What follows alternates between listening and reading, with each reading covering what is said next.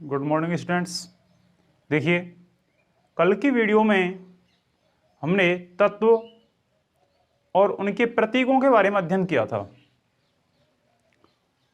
परमाणु क्रमांक 1 से लेकर 20 तक के कौन कौन से तत्व होते हैं, उन तत्वों के क्या प्रतीक दिए गए हैं, साथ ही तत्वों के प्रतीकों का निर्धारण कैसे किया जाता है, यह भी हमने आपके लिए बताया था। वहां पर हमने आपके लिए स्पष्ट किया था कि कुछ तत्वों के जो प्रतीक दिए जाते हैं वो उनके अंग्रेजी वर्णमाला के प्रथम या द्वितीय अक्षर के आधार पर दिए जाते हैं, जबकि कुछ तत्वों के प्रतीक उनके लैटिन भाषा के आधार पर दिए जाते हैं। जो उनके लैटिन नाम होते हैं तत्वों के, उन लैटिन नामों के आधार पर हम उनका नामकरण करते हैं, उनके प्रतीकों का निर्धारण करते हैं। आज की इस वीडियो में हम आपके लिए बताएंगे विभिन्न यौगिकों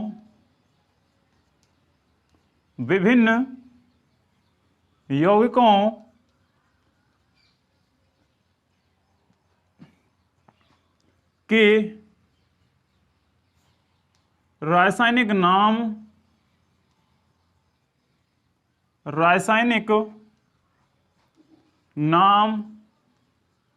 एवं उनके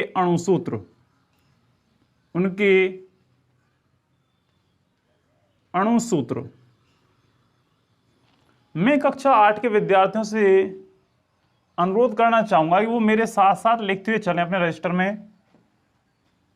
नेक्स्ट पन्ने पर हेडिंग डालें ऊपर विभिन्न यौगिकों के रासायनिक नाम एवं उनके अणुसूत्र, क्योंकि ये चीजें हमारे काम आती हैं। यहाँ पर जब हम केमिस्ट्री का चैप्टर पढ़ते हैं, रसायन विज्ञान का पाठ पढ़ते हैं, तो वहां पर हमें इन चीजों की बहुत महत्वता होती है, बहुत आवश्यकता पड़ती है।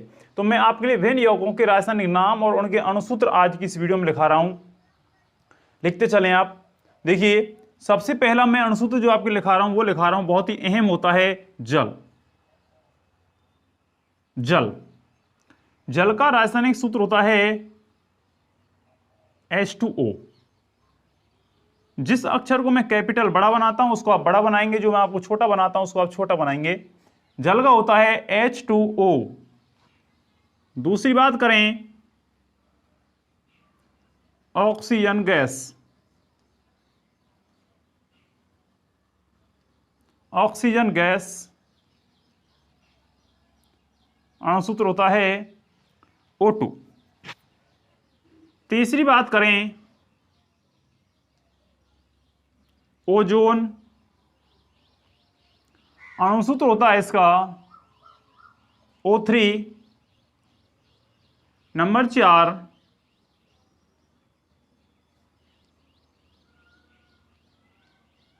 Carbon dioxide gas. Carbon dioxide gas अणुसूत्र होता है इसका CO2। CO2। पांचवा लिखें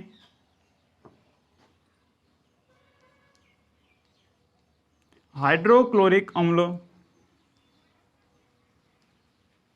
हाइड्रोक्लोरिक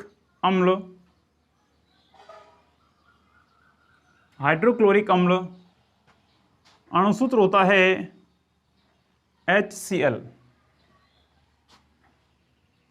नेक्स्ट 6 नंबर पर हम लिखते हैं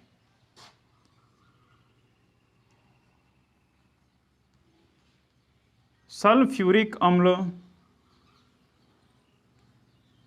सल्फ्यूरिक अम्ल अणुसूत्र होता है H2SO4। सल्फ्यूरिक अम्ल का होता है H2SO4। Next nitric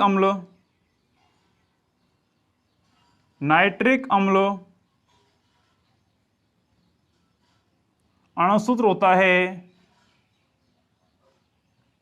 HNO3।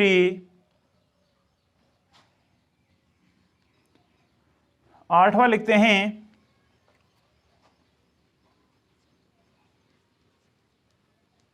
Sodium chloride, sodium chloride जिसे हम नमक भी कहते हैं, सूत्र होता है NaCl। नेक्स्ट नौवा लिखते हैं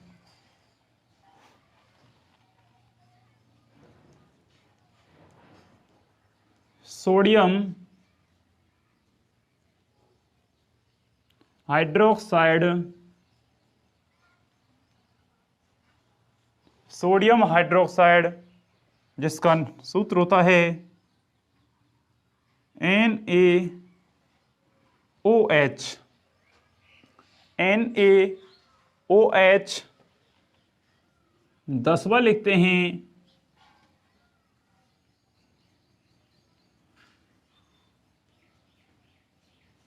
सोडियम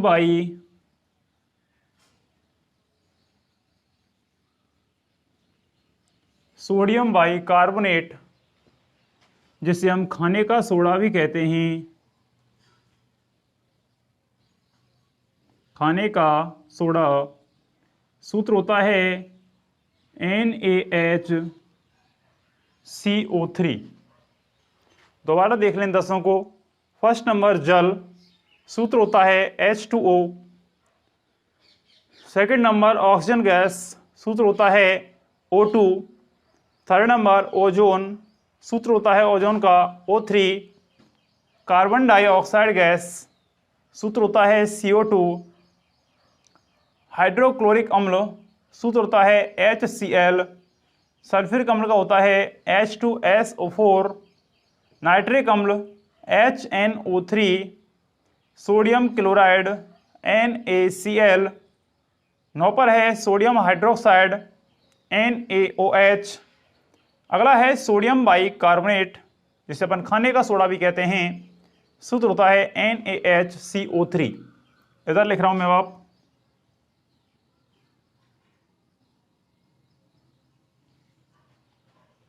देखिए 11 नंबर पर लिख रहा हूं मैं आपके लिए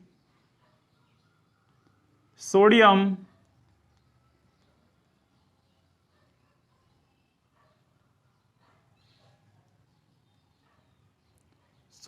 कार्बोनेट जिसे हम सामान्य भाषा में धावन सोडा भी कहते हैं। सूत्र होता है Na2CO3। Na2CO3। जिस तरीके से मैं इनका उच्चारण कर रहा हूं, इनको बोल रहा हूं, आप उसी प्रकार से इनको बार बार बोल करके रिवाइज करें और याद करें, आपके बहुत काम आएंगे आगे चलकर। नेक्स्ट सोडियम कार्बोनेट के बाद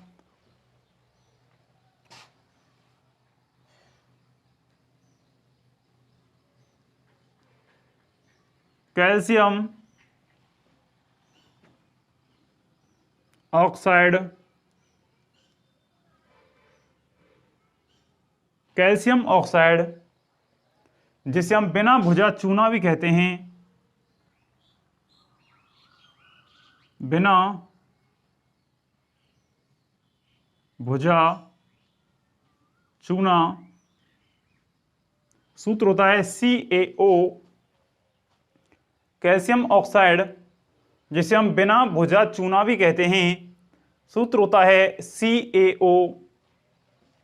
नेक्स्ट है कैल्शियम हाइड्रोक्साइड,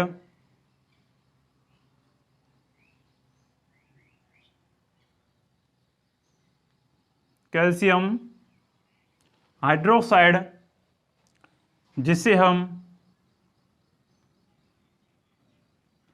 भुजा हुआ चूना कहते हैं। सूत्र होता है CaOH का होल ट्वाइस, CaOH का होल ट्वाइस। नेक्स्ट लिखते हैं हम यहाँ पर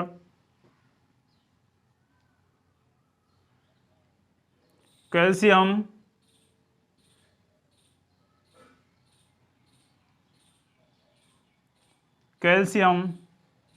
क्लोराइड,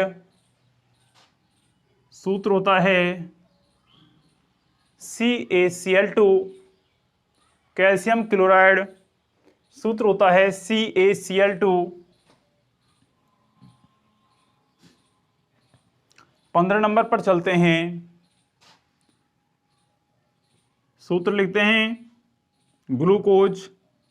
ग्लूकोज का होता है C6H12O6।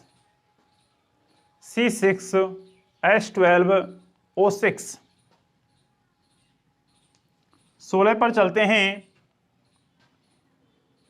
शर्करा। शर्करा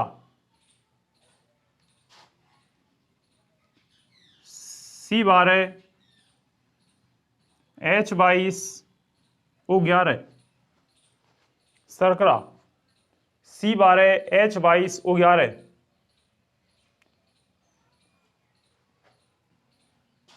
नेक्स्ट 17वां लिखते हैं फिटकरी। फिटकरी सूत्र होता है K2SO4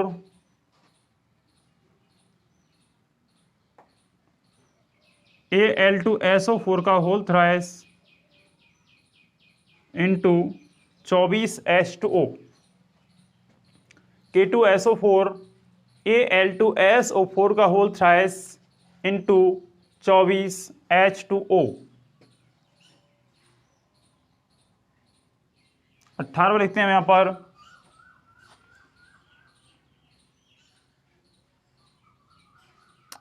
iron sulphate. Iron sulphate सूत्र होता है FeSO4। FeSO4। नेक्स्ट लिखते हैं कॉपर सल्फेट।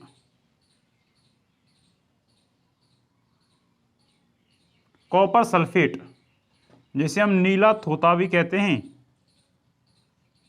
नीला थोता सूत्र होता है CuSO4। नीला थोता सूत्र होता है CuSO4। दोबारा देखें ऊपर से, सोडियम कार्बोनेट जिसे अपन धावन सोडा कहते हैं, सूत्र होता है Na2CO3। 12 पर लिखा है हमने कैल्शियम ऑक्साइड जिसे हम बिना भुजा हुआ चूना भी कहते हैं, सूत्र होता है CaO। एक होता है कैल्शियम हाइड्रोक्साइड जिसे अपन भुजा हुआ चूना भी कहते हैं, सूत्र होता है CaOH का होल ट्वाइस। CaOH का होल ट्वाइस। एक है कैल्शियम क्लोराइड, सूत्र होता है CaCl2। CaCl2। एक है ग्लूकोज जिसका सूत्र होता है C6H12O6। C6H12O6। एक शर्करा जिसका सूत्र होता है C12H22O11। C12H22O11। एक है फिटकरी जिसका सूत्र होता है K2SO4 Al2SO4 का whole thrice into 24H2O। Iron sulphate सूत्र होता है FeSO4। कॉपर सल्फेट जिसे अपन नीला थोता भी कहते हैं, सूत्र होता है CuSO4। नेक्स्ट 20वां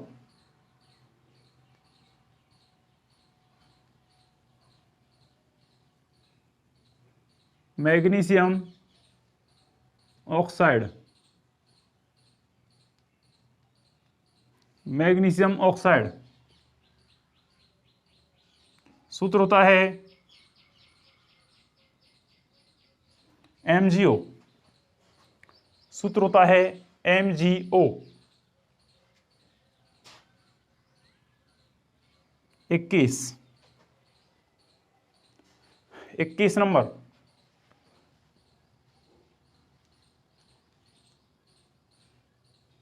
जिप्सम सूत्र होता है CaSO4 into 2H2O, CaSO4 into 2H2O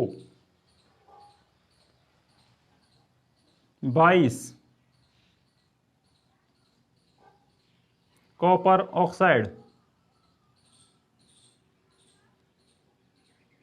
copper oxide सूत्र होता है CuO, कॉपर ऑक्साइड सूत्र होता है CuO 23वां।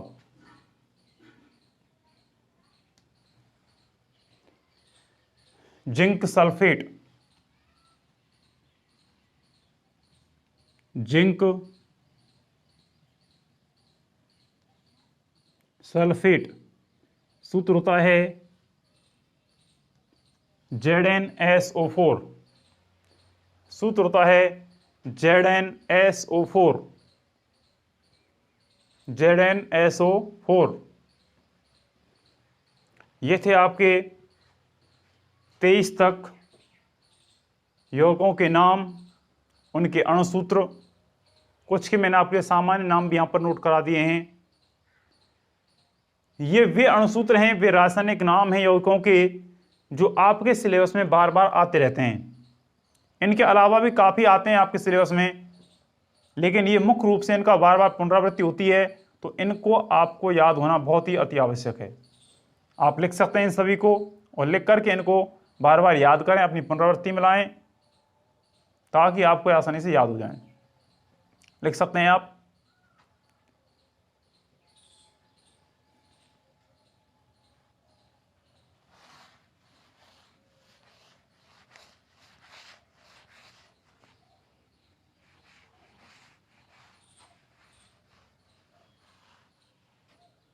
देखिए, कल हमने प्रतीकों के बारे में पढ़ा था। वहां पर मैंने आपके तत्वों के परमाणु क्रमांक लिखे थे, उनके सामने तत्वों के प्रतीकों के सामने परमाणु क्रमांक लिखे थे। अब बात यह आती है कि इन परमाणु क्रमांकों का हमारे लिए जब रासायनिक समीकरण होती हैं तो उस समय क्या महत्व होता है। देखिए, एक शब्द नहीं सुना हो तो मैं आपको समझा दूं, संयोजकता। संयोजकता, देखिए, जो ये यौगिकों का जो निर्माण होता है वो विभिन्न प्रकार की रासायनिक अभिक्रियाओं के फलस्वरूप होता है। यौगिकों के बीच रासायनिक अभिक्रियाएं होती हैं। रासायनिक अभिक्रियाओं के फलस्वरूप विभिन्न तत्व यौगिक आपस में क्रिया करते हैं और क्रिया करके एक नए पदार्थ का निर्माण करते हैं। जब ये नए पदार्थ का निर्माण करते हैं तो उस समय तत्वों की संयुक्ताओं में परस्पर बदलुणा होता है। तो हमें सबसे पहले रासायनिक अभिक्रियाओं को समझने से पहले हमको उनकी संयोजकता ज्ञात होनी अति आवश्यक है, बैलेंस ज्ञात होना आवश्यक है। अब बात यह आती है कि संयोजकता कैसे ज्ञात करते हैं, और संयोजकता ज्ञात करने के लिए हमें परमाणु की स्ट्रक्चर ऑफ एटम्स याद होना बहुत अति आवश्यक है। परमाणु की संरचना, देखिए, परमाणु पदार्थ की सबसे छोटी अवस्था होती है और इस परमाणु की संरचना में सबसे मध्य में केंद्रक पाया जाता है, नाभिक कहते हैं इसको अपन। सबसे बीच में क्या पाया जाता है, नाभिक पाया जाता है। इस नाभिक के बाहर कक्षाएं पाई जाती हैं। इस नाभिक के बाहर क्या पाई जाती हैं, कक्षाएं पाई जाती हैं, कोष पाए जाते हैं, जिन्हें अपन ऊर्जा स्तर भी कहते हैं।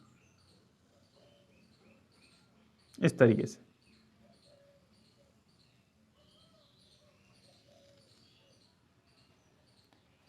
जो नाभिक होता है, इस नाभिक में दो कण पाए जाते हैं। एक होता है प्रोटॉन और एक होता है न्यूट्रॉन। परमाणु में तीन कण होते हैं, इलेक्ट्रॉन, प्रोटॉन और न्यूट्रॉन। प्रोटॉन और न्यूट्रॉन नाभिक में पाए जाते हैं। इलेक्ट्रॉन जो होते हैं इस नाभिक के चारों ओर बाह्यतम कक्षाओं में चक्कर लगाते हैं। जो कक्षाएं होती हैं, इन कक्षाओं में इलेक्ट्रॉन चारों क्या लगाते रहते हैं, चक्कर लगाते रहते हैं। तो परमाणु की संरचना में तीन कण, इलेक्ट्रॉन, प्रोटॉन और न्यूट्रॉन। प्रोटॉन और न्यूट्रॉन नाभिक में स्थित होते हैं, इलेक्ट्रॉन बाह्यतम कक्षाओं में स्थित होते हैं, ऊर्जा स्तरों में निहित होते हैं, जो नाभिक के चारों ओर अपनी कक्षाओं में चक्कर लगाते रहते हैं।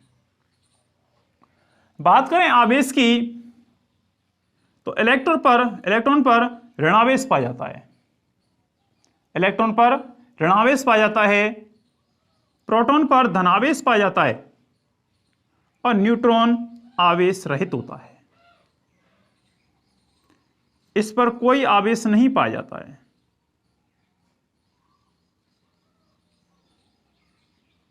परमाणु का संपूर्ण जो धनावेश होता है वो उसके केंद्र नाभिक में स्थित होता है। परमाणु का संपूर्ण जो धनावेश होता है वो उसके एक छोटे से भाग नाभिक में स्थित होता है, क्योंकि प्रोटॉन कहां पाया जाता है, नाभिक में पाया जाता है, और धनावेश किस पर होता है, नाभिक उस पर होता है, प्रोटॉन पर। परमाणु जो होता है वैद्युतीय रूप से उदासीन होता है, परमाणु वैद्युतीय रूप से उदासीन होता है। अब बात आती है परमाणु वैद्युतीय रूप से उदासीन क्यों होगा, भाई आवेश तो दोनों है, इलेक्ट्रॉन पर ऋणावेश है, प्रोटॉन पर धनावेश है, तो आवेश तो है इस पर, उदासीन कैसे हो गया। देखिए उदासीन इसलिए होता है कि जितनी मात्रा में ऋणावेश पाया जाता है उतनी मात्रा में क्या पाया जाता है, इस पर धनावेश पाया जाता है, इसलिए यह वैद्युतीय रूप से क्या होता है, उदासीन होता है। जितनी मात्रा में इलेक्ट्रॉन पर आवेश होता है उतनी ही संख्या में क्या पाए जाते हैं, इसमें प्रोटॉन पाए जाते हैं, इसलिए परमाणु वैद्युतीय रूप से क्या होता है, उदासीन होता है। अब परमाणु की संरचना में जो कोष जो हैं, इन कोषों को K, L, M, N के द्वारा व्यक्त करते हैं। कैसे व्यक्त करते हैं, K, L, M, N, O के द्वारा व्यक्त किया जाता है इन कक्षाओं को, K, L, M, N के द्वारा व्यक्त करते हैं। मैं इधर से मिटा रहा हूं इसको।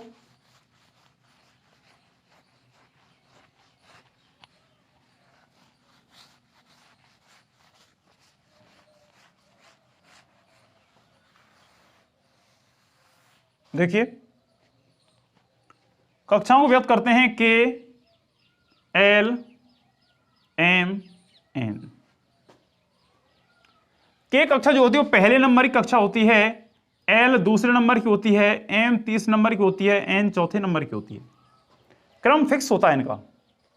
K प्रथम नंबर कक्षा होती है, L दूसरे नंबर कक्षा होती है, M थर्ड नंबर की होती है और N होती है फोर्थ नंबर की कक्षा, 4 नंबर कक्षा होती है। अब ये जो कक्षाएं होती हैं इन कक्षाओं में इलेक्ट्रॉन चक्कर लगाते हैं। अब बात यह आती है किस कक्षा में कितने इलेक्ट्रॉन पाए जाते हैं, इलेक्ट्रॉनों की अधिकतम संख्या। तो इलेक्ट्रॉनों की जो अधिकतम संख्या ज्ञात करते हैं इन कक्षाओं में, उसके लिए सूत्र होता है 2n²। क्या सूत्र होता है, 2n²। इलेक्ट्रॉनों की अधिकतम संख्या ज्ञात करने के जो सूत्र होता है वो सूत्र होता है 2n²। अब साहब 2n² कैसे ज्ञात करेंगे हम संख्याओं को, देखिए हम आपके लिए बताते हैं। देखिए यहां पर n क्या है, कक्षा की संख्या, n क्या है, कक्षा की संख्या। जहां n कक्षा की संख्या है, देखिए 2 गुणा n क्या कक्षा की संख्या, अर्थात n का मान वही होगा जो k का मान होगा। k का मान कितना है यहां पर 1, तो 2 गुणा 1 का स्क्वायर बराबर 2 गुणा 1 का स्क्वायर खोलेंगे कितना आएगा 1, और 2 गुणा 1 करेंगे कितना आएगा 2। तो k कक्षा में अधिकतम इलेक्ट्रॉन कितने आ सकते हैं, 2 आ सकते हैं। ये k कक्षा है और इस k कक्षा में अधिकतम इलेक्ट्रॉन कितने भर सकते हैं हम, 2 इलेक्ट्रॉन भर सकते हैं। दूसरी बात करें L कक्षा की, मान रखिए 2 गुणा L का मान 2, तो N का मान कितना हो जाएगा 2, तो 2 का स्क्वायर बराबर 2 गुणा 2 दूनी कितना हो जाएगा 4, और 4 दूनी कितना होगा 8। तो L कक्षा में अधिकतम इलेक्ट्रॉन कितने भर सकते हैं हम, 8। बात करें M कक्षा की, मान रखते हैं इसमें 2n² में 2 गुणा 3 का स्क्वायर बराबर 2 गुणा 3 का स्क्वायर होगा 3 तिया 9, और 9 दूनी 18। M कक्षा में कुल कितने इलेक्ट्रॉन भर सकते हैं हम, 18 इलेक्ट्रॉन भर सकते हैं। बात करते हैं N कक्षा की, तो 2 गुणा 4 का स्क्वायर बराबर 2 गुणा 4 चौके 16, और 16 दूना 32। तो हमने अधिकतम इलेक्ट्रॉन की संख्या ज्ञात की है, K में 2, L में 8, M में 18 और N में 32 इलेक्ट्रॉन। ये हमारे पास अधिकतम इलेक्ट्रॉनों की संख्या ज्ञात हुई है, लेकिन ध्यान रहे कि k कक्षा को छोड़ करके, भाई k का तो अष्टक पूर्ण कितने पर हो जाएगा, 2 पर हो जाएगा, क्योंकि 2 से ज्यादा इसमें नहीं बढ़ सकते हम।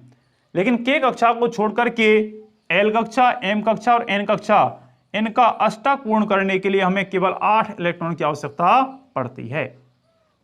8 इलेक्ट्रॉन होते ही इनका अष्टक पूर्ण हो जाता है और ये कक्षाएं स्थायी हो जाती हैं। 8 इलेक्ट्रॉन बढ़ते ही ये कक्षाएं कैसी हो जाती हैं, स्थायी हो जाती हैं, इनका अष्टक पूर्ण हो जाता है। अब देखिए, अब बात करते हैं हम संयोजकता के बारे में।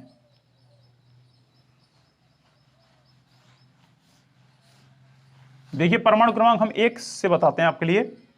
परमाणु क्रमांक 1, देखिए H परमाणु है, परमाणु क्रमांक कितना होता है इसका, 1 होता है, शुरुआत में पाया जाता है नंबर 1 पर। एक बात और ध्यान से समझें आप कि किसी तत्व का जितना परमाणु क्रमांक होता है, किसी तत्व का जितना परमाणु क्रमांक होता है उसमें उतनी ही मात्रा में इलेक्ट्रॉन पाए जाते हैं और उतनी ही मात्रा में प्रोटॉन पाए जाते हैं। परमाणु क्रमांक, इलेक्ट्रॉन और प्रोटॉन तीनों की संख्या समान होती है। देखिए H का परमाणु क्रमांक 1 है तो इसमें इलेक्ट्रॉन भी कितने होंगे, 1। इलेक्ट्रॉन कितने होंगे, 1। जब हम इलेक्ट्रॉन भरेंगे कक्षाओं में तो सबसे पहले इलेक्ट्रॉन भरते हैं k कक्षा में। कौन सी कक्षा में भरते हैं, k कक्षा में सबसे पहले इलेक्ट्रॉन भरते हैं। अब हमारे पास H बराबर 1 अर्थात 1 ही इलेक्ट्रॉन है तो हम उस 1 इलेक्ट्रॉन कहां पर भरेंगे, k कक्षा में भर देते हैं। भर दिया, ये हाइड्रोजन परमाणु की संरचना हो गई। अब इलेक्ट्रॉन 1 ही है तो संयोजकता भी इसकी कितनी होगी, 1 ही होगी। संयोजकता कितनी होगी, 1। संयोजकता कहते किसे हैं, वैलेंसी किसे कहते हैं, किसी तत्व के बाह्यतम कक्ष में, किसी तत्व के परमाणु के बाह्यतम कक्ष में उपस्थित इलेक्ट्रॉनों की संख्या को उस तत्व की संयोजकता कहते हैं। किसी तत्व के परमाणु में या परमाणु के बाह्यतम कक्ष में जितनी संख्या में इलेक्ट्रॉन पाए जाते हैं वो उस तत्व की संयोजकता कहलाती है। बात करें लिथियम की, लिथियम का परमाणु क्रमांक 2 होता है। कितना होता है, 2। तो देखिए ये नाभिक हो गया, प्रोटॉन न्यूट्रॉन हो गए। इसमें पहली कक्षा कौन सी है, k कक्षा है। k कक्षा में भर दिया हमने 2 इलेक्ट्रॉन, क्योंकि k कक्षा में कितने इलेक्ट्रॉन आते हैं, 2 आते हैं, 2 अधिकतम आते हैं, 2 भर दिए। इसमें और नहीं आ सकता, ठीक है। कितने आते हैं k कक्षा में, 2। हमारे पास हैं कितने, 2, 2 माइनस 2 कितने रह गए, 0। तो लिथियम की संख्या कितनी होती है, 0 होती है। लिथियम की संख्या कितनी होती है, 0 होती है।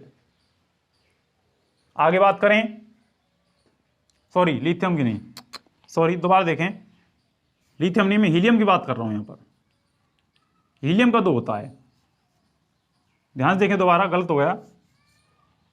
हीलियम कितनी होती है, 2 होती है, 2 भर दिए तो हीलियम की संख्या हो गई कितनी, 0।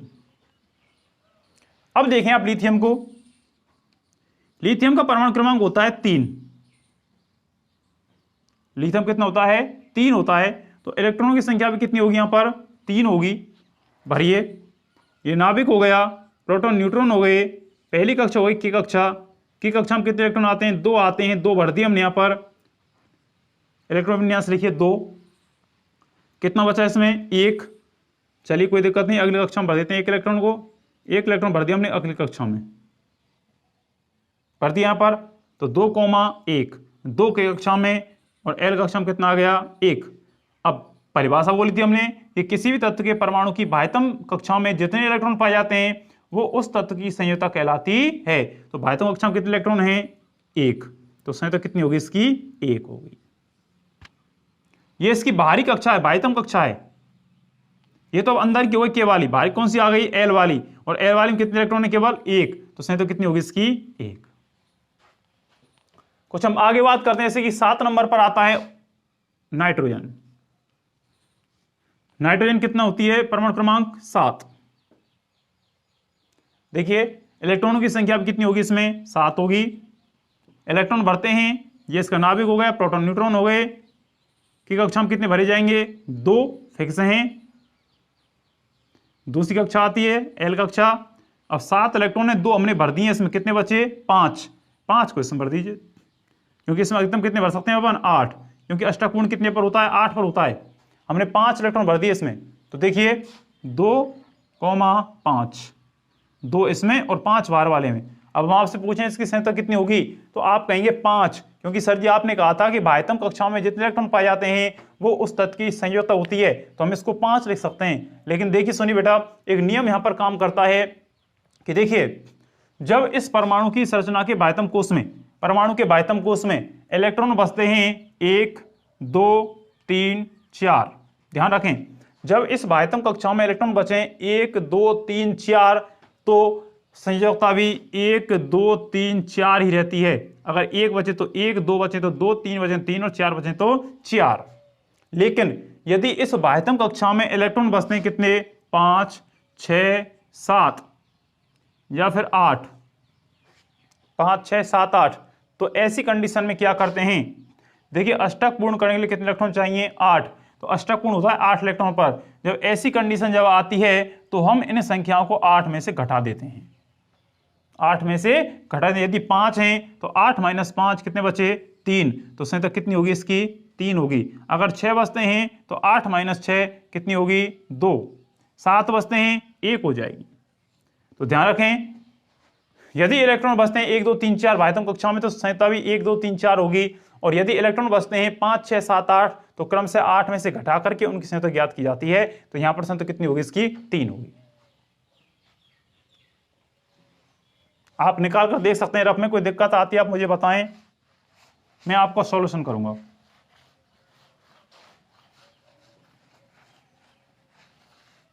देखिए 11 नंबर पर आता है सोडियम Na, कितने पर आता है, 11 पर आता है। इलेक्ट्रॉनों की संख्या भी कितनी होगी इसमें, 11 होगी। देखिए नाभिक, प्रोटॉन, न्यूट्रॉन की कक्षा 11 इलेक्ट्रॉन है, 2 इसमें आएंगे, फिक्स है वो तो। एल कक्षा 2 इसमें आ गए, कितने बचे इसमें, 9 में से 8 इसमें भर देते हैं, क्योंकि अष्टक कितने पर होता है, 8 पर होता है, 4, 5, 6, 7, 8, कितना बचा, 1। अगली कक्षा बनाइए, 1 इलेक्ट्रॉन। इलेक्ट्रॉनिक विन्यास लिखिए इनका, 2 इस कक्षा में है, 8 अगली कक्षा में और 1 अगली कक्षा में है। 2 इसमें, 8 इसमें, 1 इसमें, तो बाह्यतम कोश में कितने इलेक्ट्रॉन इसमें, 1, तो संख्या कितनी होगी इसकी, 1 होगी। संख्या कितनी होगी, 1। देखिए बात करते हैं क्लोरीन की, प्रतीक होता है Cl। पिछली वीडियो में आपने लिखा चुका हूं प्रतीकों के बारे में, आप उनको याद करें वहां से। Cl के परमाणु क्रमांक होता है 17। जब 17 परमाणु क्रमांक है तो इलेक्ट्रॉनों की संख्या भी कितनी होगी, 17 होगी। देखिए बनाते हैं स्ट्रक्चर, प्रोटॉन, न्यूट्रॉन, प्रथम कक्षा में कितने आएंगे, 2 फिक्स होते हैं। अगली कक्षा में कितने आएंगे, 8, 1, 2, 3, 4, 5, 6, 7, 8, 8 और 2 10, कितने शेष बचे, 7। अगली कक्षा में भर देते हैं, 2, 3, 4, 5, 6, 7, 7 इस कक्षा में आते हैं। ये हो गया इलेक्ट्रॉन विन्यास 2, 8, 7। बाह्यतम कक्षा में कितने इलेक्ट्रॉन हैं, 7। अब मैंने आपके लिए एक चीज बताई थी यहां पर कि जब इलेक्ट्रॉन बाह्यतम कक्षा में 5, 6, 7, 8 बचते हैं तो उनको 8 में से घटा देते हैं। तो बाह्यतम कक्षा में कितने हैं, 7, तो 8 - 7 कितने बचे, 1। संख्या कितनी होगी इसकी, 1 होगी। तो क्लोरीन की संयोजकता कितनी होती है, 1 होती है। तो इस प्रकार से हम तत्वों की संयोजकता ज्ञात करते हैं। आप सभी अपनी रफ में परमाणु क्रमांक 1 से लेकर के 20 तक सभी की संयोजकता निकाल कर देखें। किसी को कोई दिक्कत आती है आप मुझसे संपर्क कर सकते हैं। आज के लिए इतना ही बहुत, धन्यवाद।